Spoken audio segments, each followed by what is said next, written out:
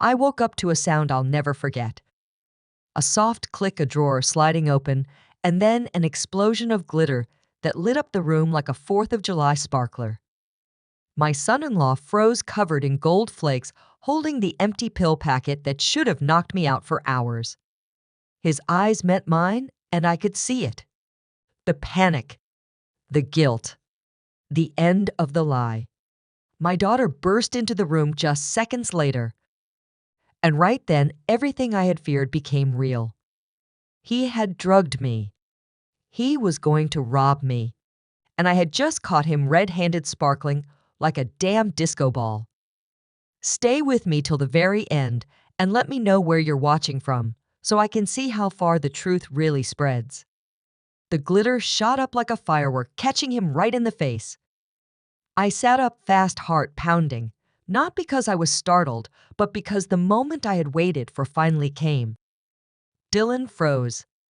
His mouth dropped open, eyes wide, blinking through the gold and silver sparkles clinging to his lashes. He looked like a disco ball that had been punched. One hand was still stuck in my drawer. The other gripped an empty pill blister pack, the one that used to hold my sleeping medication. I turned on the lamp beside my bed. The warm light washed over the room and caught the floating bits of glitter still in the air. My voice came out steadier than I felt. "What are you doing in my room, Dylan?" He didn't answer. His eyes darted between me, the drawer, the glitter stuck to his fingers, and the pills. For a second, I thought he might try to run. But then the door behind him creaked open. Lauren stood there. Her hair was messy. She was in her robe. One of her slippers had nearly fallen off. She looked from me to her husband, trying to piece together what she'd just walked in on. For a moment, none of us moved. Dylan pulled his hand out of the drawer, but it was too late. His fingerprints were all over the trap I had rigged. And the empty pill pack. And well, the glitter spoke for itself. I stood up. My knees were shaking, but not from fear. It was anger. It was betrayal. And it was heartbreak all rolled into one sharp breath I could barely let out. "You gave me those pills, didn't you, every night? You made me tea and smiled like I was your own mother." He tried to wipe glitter off his chin, but only spread it worse. His lips moved. Maybe he was forming an excuse. But no sound came out. Lauren took a step into the room. She was staring at Dylan now, really staring. Her face wasn't confused anymore. It was pale and set in a way I hadn't seen before. Her eyes found the little pile of wires and broken springs on the floor where the trap had gone off. She looked at the mess in his hands. She looked at me. I watched the understanding settle in. "He drugged me, Lauren." I said it clearly, not yelling, not whispering. Just the truth. He drugged me to make sure I stayed asleep so he could steal the key to the safe. That's what your husband was doing tonight. The silence that followed was like a wall. Dylan finally broke it. "It's not what you think." He moved toward her, reaching out. Lauren backed away before he could touch her. Her hand came up between them like a shield. "No, don't. Don't say anything yet. I need a second." Her voice cracked but didn't break. I could feel my whole body trembling now. Not just from the cold of the night or from standing barefoot on the wooden floor. It was the sick weight of everything I had held in for weeks. The moments I had second-guessed myself. The nights I felt dizzy and chalked it up to age. The guilt for ever having doubted my gut. I had loved Dylan. Maybe not like a son, but close enough. I cooked for him. I let him live in my home.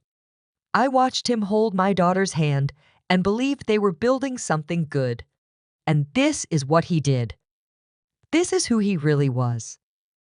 Lauren took another step forward toward the open drawer. She picked up the fake key I had planted there. She turned it over in her hand. "This is what you were after," she whispered. Her voice was thick, This fake thing, you thought this would get you to the money, you thought this was worth drugging my mother. Dylan's face crumpled.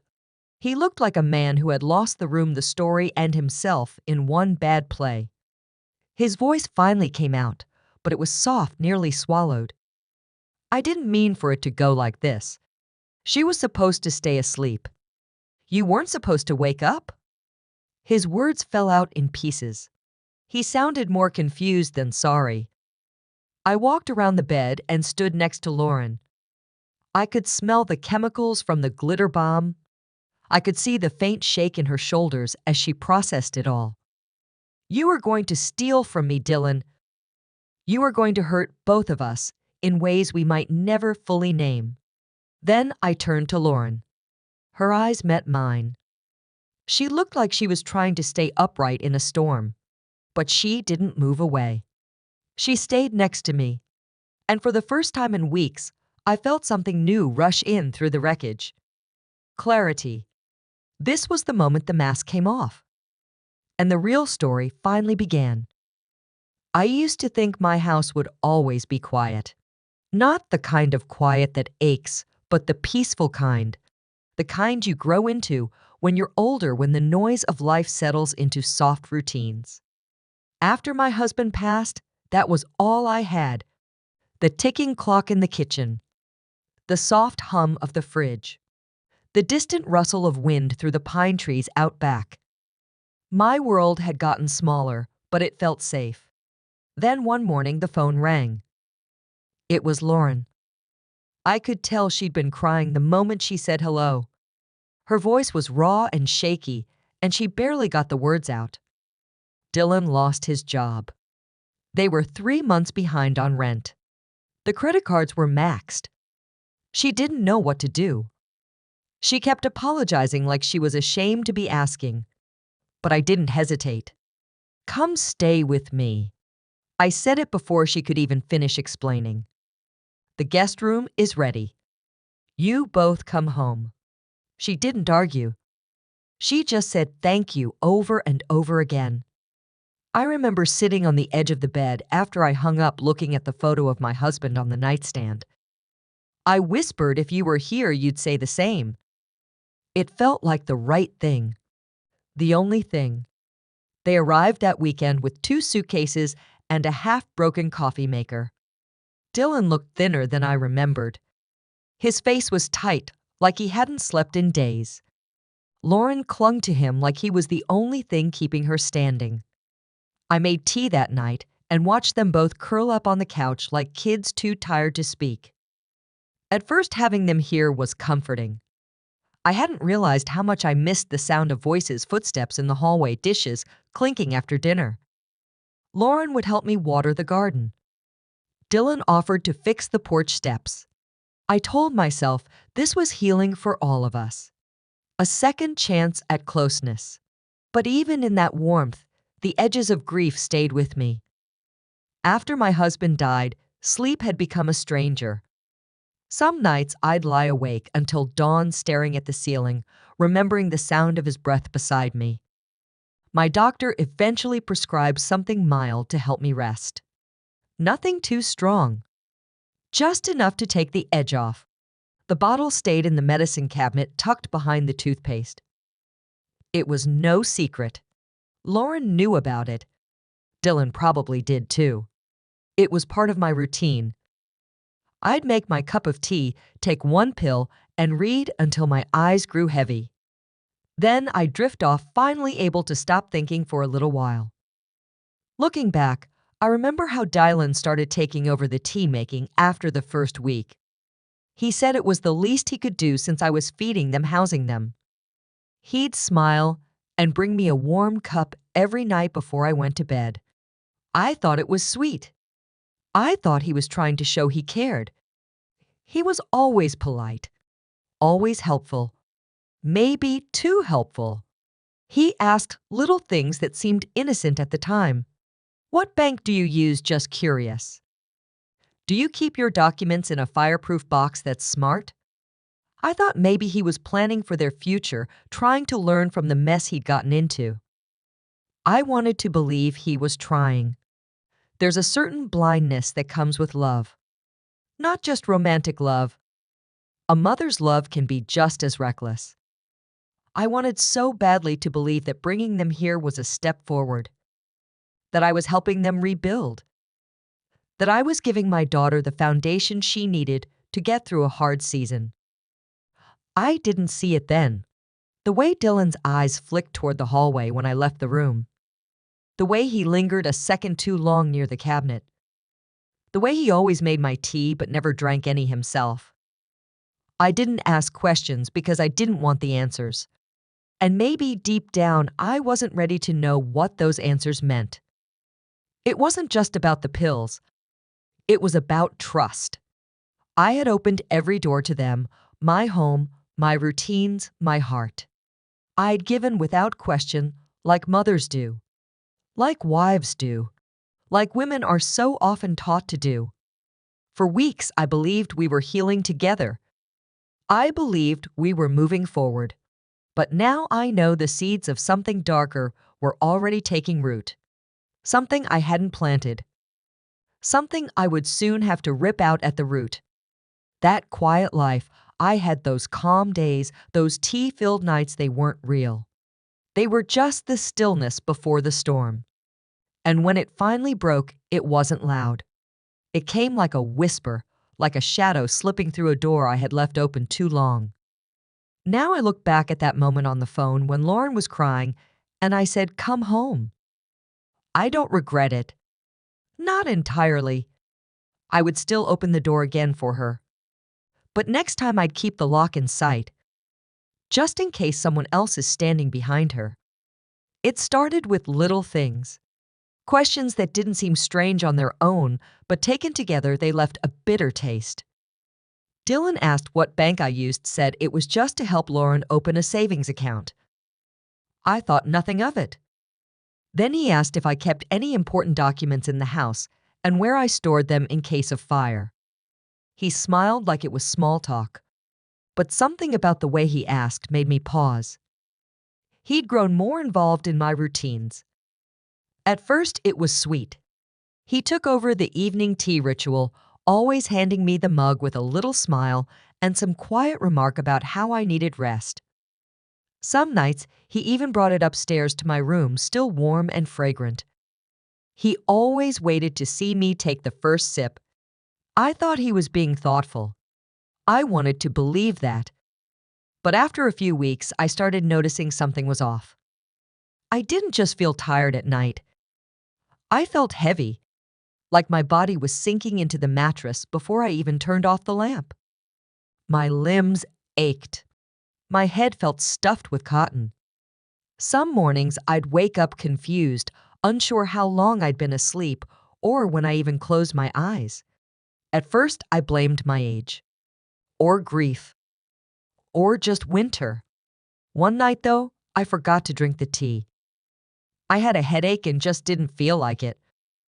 I set the cup on the nightstand and read instead. Hours passed. Midnight, then 2, then nearly 4 in the morning. I was wide awake. I hadn't taken my pill, hadn't touched the tea, and yet I felt more clear than I had in weeks. That's when it hit me. The fog wasn't from me. It was from the cup. I didn't say anything. Not at first. I just started watching. Carefully, quietly. I paid attention to how Dylan acted, how he'd hover by the kitchen after dinner, how he'd always insist on making my tea even when I offered to do it myself, how he never drank any himself, not even when I brewed extra. I checked the kitchen cabinet one afternoon when he and Lauren were out. The Sleepy Time blend I usually used was nearly full, but the box he kept reaching for was a different brand, one I hadn't seen before. I opened the packet and sniffed it. It had a sharp, unfamiliar smell, faint but strange, not like any tea I'd bought. My hands trembled a little as I put it back. Then there were the drawers. One evening I walked into my room and saw the corner of my nightstand drawer slightly open. Just a crack. I always closed it tight. I keep my safe key in there, hidden under old receipts and photos. That night, I counted the pills in my bottle. 3 were missing. Lauren said nothing seemed odd. Dylan was just trying to help, she said. He'd been stressed, maybe overcompensating. I didn't want to worry her. Not yet. So I smiled and nodded and waited. I began keeping small notes to myself. Dates, times, what I ate, when I drank the tea, when I didn't, how I felt each night. I started pretending to drink it, tipping a little into the sink or switching cups when Dylan wasn't looking. And on those nights, I slept light. I stayed aware. I listened. There were creaks in the hallway, sometimes soft and slow. Once I thought I heard the sound of a drawer opening in the middle of the night. I didn't get up. I didn't confront him. I just waited. I needed more than suspicion. I needed to be sure. I also started locking my bedroom door. Dylan asked about it casually one morning. Said he thought maybe the latch was broken because he tried to drop off some folded laundry and it was stuck. I said I'd fix it. He nodded too quickly, like he'd rehearsed it. I took the spare key to the safe and moved it. I didn't tell anyone. I left a decoy where the original had been. I also moved my jewelry. Then I cleared off an old phone, turned it into a voice recorder, and hid it in the vent. I didn't know what I was looking for yet, but I knew something wasn't right. His tone changed too. There was a restlessness in him. He started pacing more, taking calls in the backyard, whispering on the porch when he thought I couldn't hear. He'd come back and smiling, but it never touched his eyes. He'd glance at the hallway like he was tracking something, like he was measuring the time between footsteps.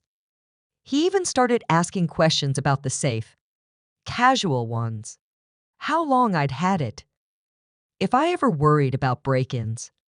If the lock was mechanical or digital. I answered vaguely, just enough to keep him from noticing I was already several steps ahead. I wish I could say I wasn't scared. But I was. Not of violence, but of betrayal. Of being used. Of realizing that kindness can be twisted into opportunity. I wasn't some helpless old woman, but I also wasn't naive anymore. I began rehearsing what I'd say if I caught him. I played out every version in my head, angry, sad, shocked. But in the end, I just kept collecting proof, one crumb at a time. Because deep down, I knew this wasn't just about tea. It wasn't just about money. It was about trust. And mine was being poisoned. Sip by sip. The tea went down the drain just after Dylan left the kitchen. I moved quickly, rinsed the cup, and poured plain water into it. I carried it upstairs, took a sip loud enough for him to hear from the hall, then set it on the nightstand. He peeked in, said goodnight with that same polite smile I used to think was kindness. I said goodnight back, careful to sound groggy, careful to move slowly. I crawled into bed, switched off the light, and laid there with my eyes half closed. My heart was hammering under the blanket. Every creak in the hallway made me hold my breath. I had slipped my old phone into the vent earlier that day, already recording. It faced just enough of the room to catch his voice if he spoke from the hallway. I didn't know if he'd say anything. I wasn't even sure he'd come back. But I had to try. The minutes dragged. I didn't move. I barely blinked. Just listened. The old vent in the corner rattled a little with the night breeze, and through it came the softest sound. Footsteps. Then his voice. She drank it all. He was close. Too close. Probably in the living room below, or maybe standing at the top of the stairs. Either way, his words slid through the metal duct like ice water. She's out cold. Like done. I'll grab the safe key tonight, and by the time she wakes up, we're already gone. The room around me stilled. My body stiffened, but I didn't flinch. My eyes stayed shut, my breathing slow and steady. But inside, something snapped. He kept talking, his voice lower now, a hushed whisper filled with excitement. No, she has no idea. Just keep smiling and thanking me for helping. That dumb tea trick works every time. She's old, weak, doesn't even question it. The shame came in like a wave. Not because of what he said, but because part of me had suspected. And still hearing it like that raw and smug gutted me. He didn't see me as family. He saw me as an easy mark. I heard a faint laugh on the other end of the call. I don't know who he was talking to. A friend, maybe. Someone just as rotten. He went on. It's not even just about the money anymore. It's how easy it is. The safe's got bonds, some cash, maybe even jewelry.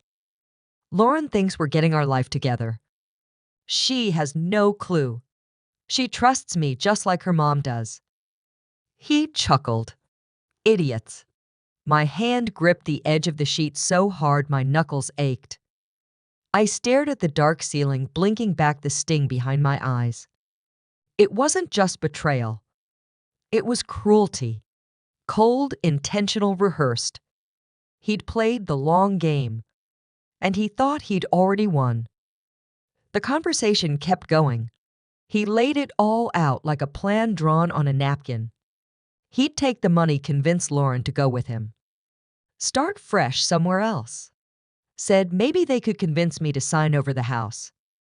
Or find some way to get Lauren's name on the deed. Said it'd be easier once I was too confused to fight back. That's when something inside me hardened. I stopped shaking. I stopped feeling afraid. I knew what I had to do. I wasn't just going to sit there and let him take everything. I wasn't going to be another sweet old woman who got tricked and tossed aside. I had the recording.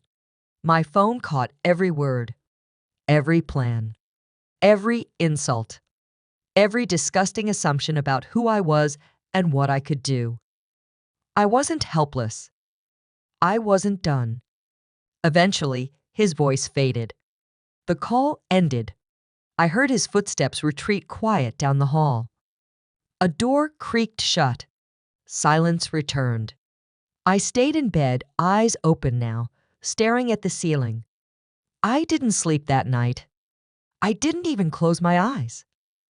I just laid there listening to the sound of the vent, the occasional creak of the old house, and the steady throb of anger building in my chest. In the quiet, I started to plan. Not revenge. Protection. Proof. I was going to make sure that if he ever dared to reach again, he'd find a very different version of the woman he thought he knew. The kind who watches. The kind who waits. The kind who fights. The next morning, I drove into town with a list in my head and a quiet fire in my chest. The sun was barely up the roads, empty, and the cold air helped keep me focused. I parked outside the hardware store and sat in the car for a moment, steadying my hands on the steering wheel. Inside, I kept my voice calm. I asked the clerk about motion sensor cameras, something small and easy to hide. He pointed me toward a display and didn't ask questions. I picked one with a long battery life and a wide lens just enough to cover the corner of my room.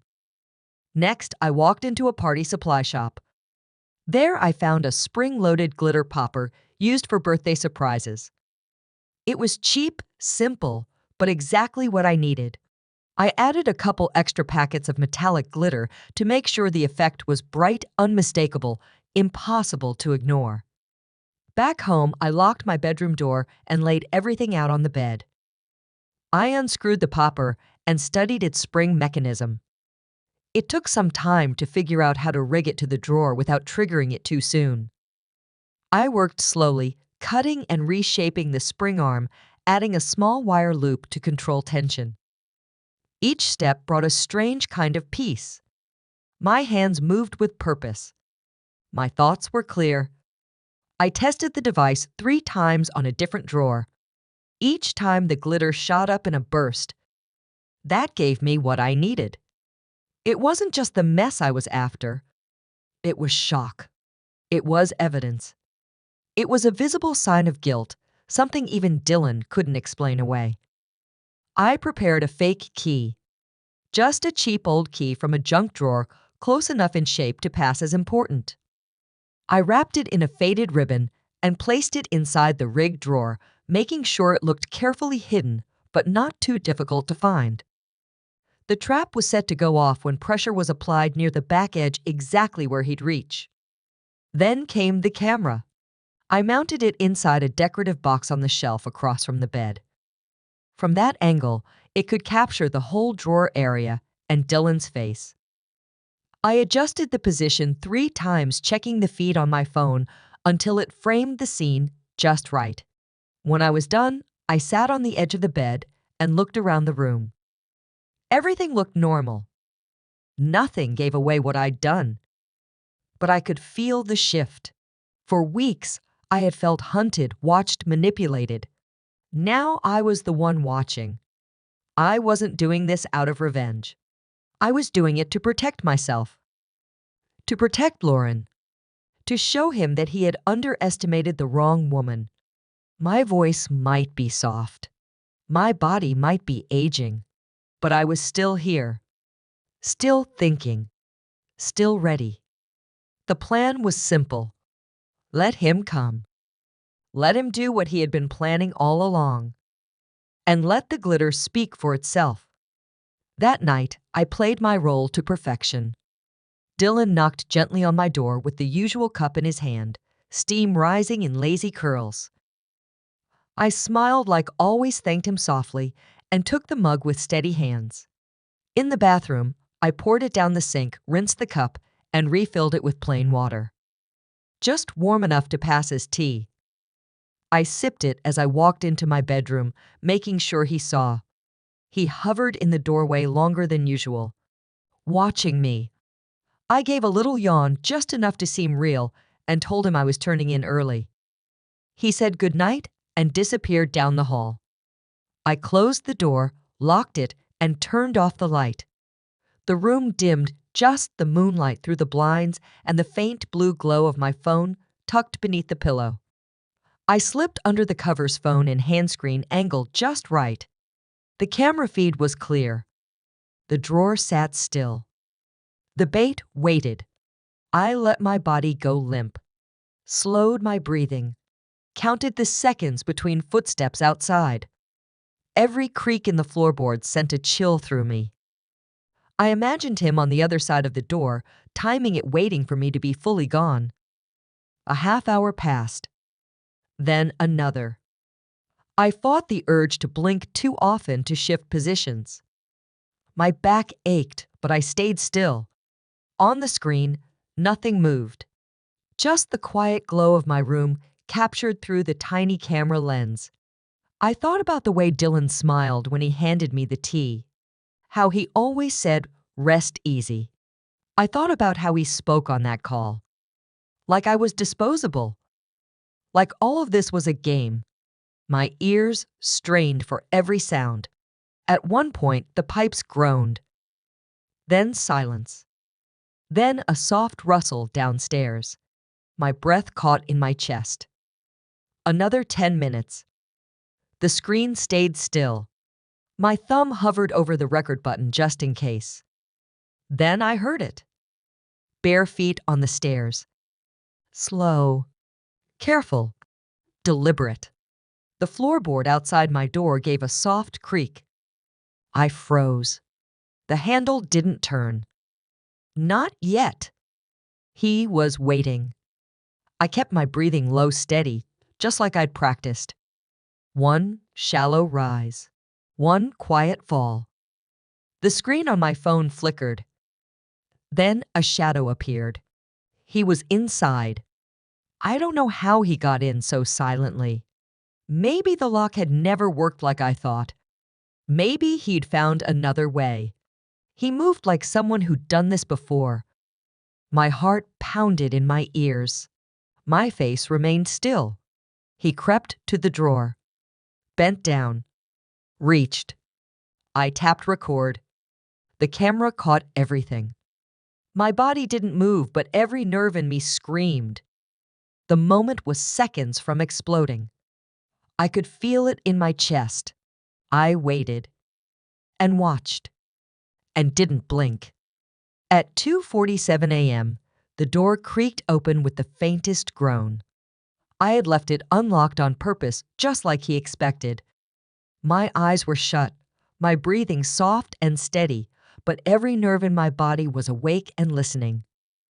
Dylan stepped in slow. His steps were careful, like he was walking on ice. The camera feed under my pillow showed a dark blur moving toward the nightstand. He crouched open the drawer and reached inside. His hand fumbled for the key, brushing against the spring. In one burst, the glitter exploded straight into his face. He gasped. A loud, guttural sound, the kind that came from shock, not pain. He stumbled back, blinking furiously as silver and gold sparkled across his hair, beard, and shirt. I sat up instantly, flicked on the lamp, and widened my eyes just the right amount. Dylan stood frozen, mouth open, blinking through the shimmering cloud. Glitter clung to his eyelashes, his eyebrows, the corner of his lips. In one hand, he still clutched the empty pill packet. His other hand hovered in midair, stained with glitter, like he had reached into magic and pulled out guilt. I gasped, hand over my chest. The performance continued. "What are you doing in my room?" I kept my voice high and shaken. He turned toward me, trying to speak, but his lips just flapped silently. He looked like a raccoon caught in a disco. A door slammed down the hall. Footsteps. Then Lauren appeared at the threshold, her robe pulled tight, hair messy with sleep. She took one look at him and stopped cold. Glitter floated between them like confetti after a ruined party. Dylan tried to speak again. He waved his hands like that would somehow erase the scene in front of us. But it only made the glitter swirl around him in a blinding storm. Lauren stepped closer, eyes locking on the pill packet. Her face changed. From confusion to alarm, then to something sharper. Recognition. I turned to her, still in character, but with a tremble in my voice that needed no acting. He was going through my things. I think he used something on me. She stared at the packet in his hand. Her lips parted, but no sound came out. Then she whispered his name like she didn't recognize him. Dylan finally managed a full sentence. "It's not what it looks like." But his voice was wrong. Off balance. Too fast, too light. Like a man slipping down a hill. She walked into the room slowly. Not toward him. Toward me. Her eyes flicked to the glitter-covered drawer, then to my face, then back to his. Dylan dropped the packet like it burned his fingers. It landed on the carpet, dusted with sparkles. He bent to pick it up, but Lauren stopped him with a single word. "Don't." He froze again, caught in her tone. That single syllable cracked open something between them. My heart pounded, not from fear now, but from release. Weeks of suspicion, nights of dread, all of it out in the open in one loud, glittery burst. Lauren looked at me, then back at him. "You drugged her." He opened his mouth to deny it. I saw the words forming the lie ready, but then he saw himself in the mirror. His face, covered in glitter like a guilty child at a birthday party gone wrong. Nothing came out. For a moment, no one moved. Time stretched thin. Then she turned to me and said softly, "Is this why you've been tired every morning?" I nodded once. And that's when it really hit her. She took a step back, her hand over her mouth. Not because she was shocked anymore, because she finally saw it. All of it. Dylan dropped his hands to his sides. His face crumbled. The drawer sat open beside him, empty except for the dummy key and flakes of shimmering evidence. My camera caught everything. The explosion, his reaction, the pill packet. His face in full light. He looked at Lauren, tried one more time. I just wanted to fix things, but she didn't answer. She just stared. I sat still on the bed, finally breathing freely. The trap had gone off. Not just the glitter. The truth. And there was no taking it back. I reached under the pillow and pulled out my phone. My fingers didn't shake this time. I opened the voice recording app, scrolled to the file, and pressed play. Dylan stepped forward fast. He held out one glitter-covered hand like he could stop it. His voice came out rushed, panicked, trying to sound calm. "You don't need to do this." Lauren stood frozen in place. Her arms were crossed tight over her chest, eyes locked on the phone in my hand. I didn't look at her. I stared at him. "Please, just talk to me first." But the recording had already begun. She drank it all. "She'll be knocked out till morning." The words filled the room, hollow and unmistakable. Lauren's mouth parted, but she said nothing. Her eyes widened. "I'll grab the safe key tonight. Then we're out."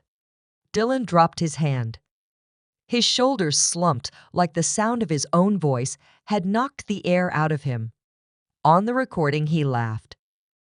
That easy, smug laugh.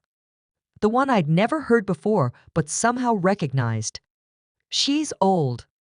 Doesn't even question it. I've been slipping her just enough. Makes everything easier. Lauren blinked slowly, then looked at him. Not angry. Just quiet. Like she was seeing him for the first time. The old lady's got cash and bonds in that safe. She won't even know what hit her.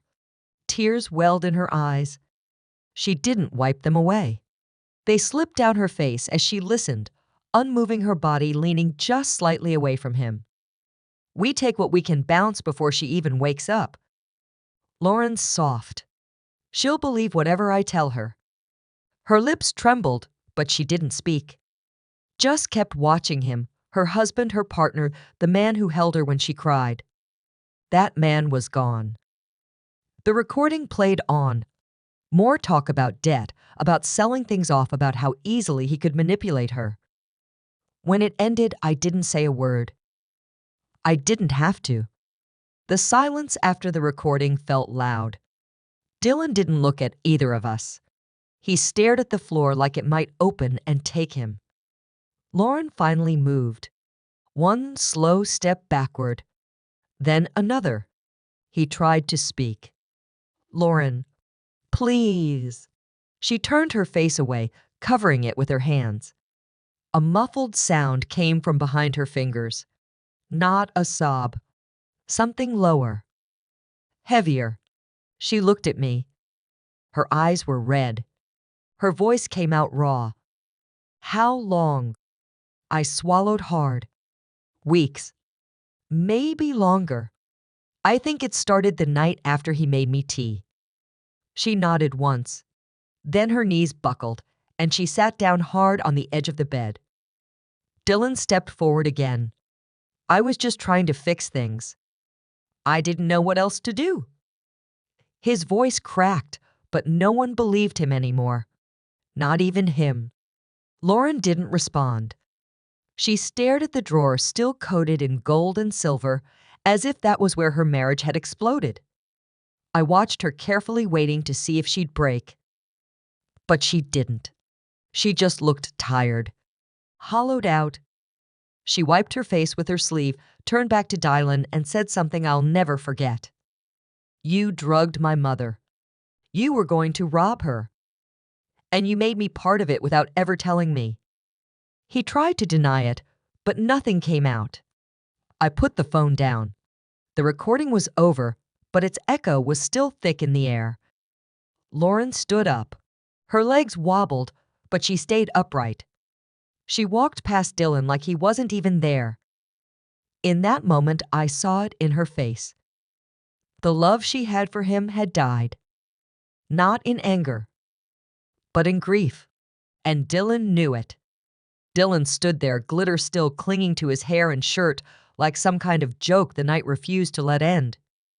He looked between us, eyes wide with panic, but voice low, trying to pull something together. Lauren didn't flinch when he stepped closer. She crossed her arms, shoulders, stiff, her jaw clenched like steel.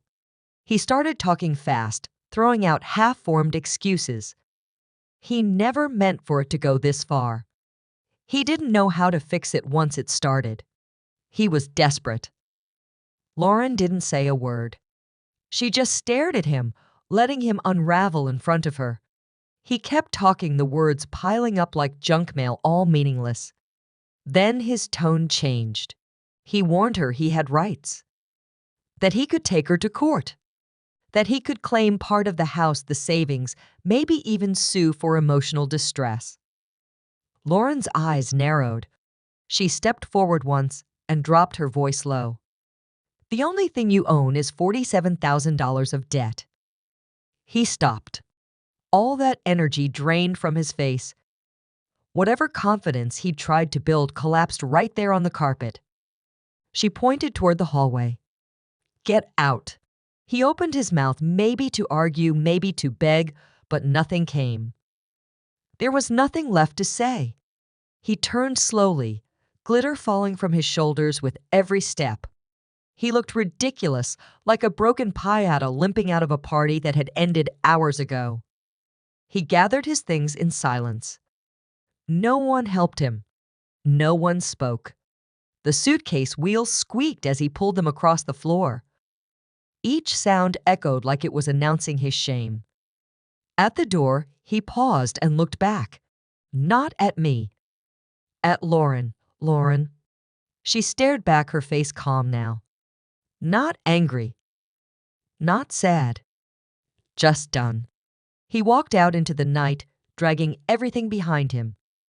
The porch light caught the shimmer still stuck to his clothes. In the quiet, he looked like a disco ball fading into darkness. When the door clicked shut, Lauren stood still for a long moment. Her breathing was shaky. Her hands trembled at her sides.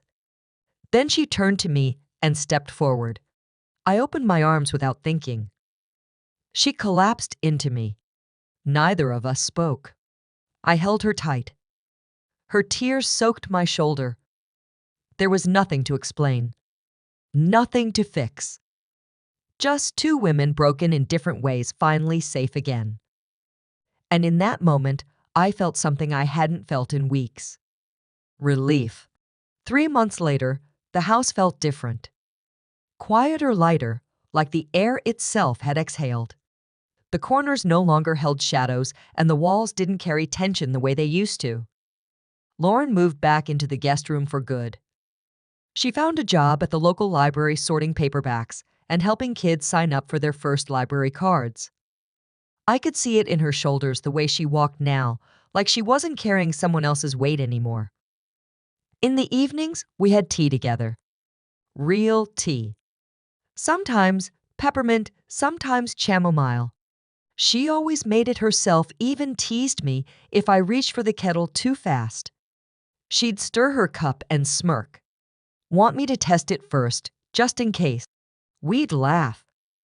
Not the awkward kind we used to force when everything felt fragile. These were real laughs. The kind that left you feeling a little better afterward. One night, she leaned back in her chair, sipping slowly, and said, I should sell glitter traps online. Her eyes lit up with that old spark I hadn't seen since she was a teenager.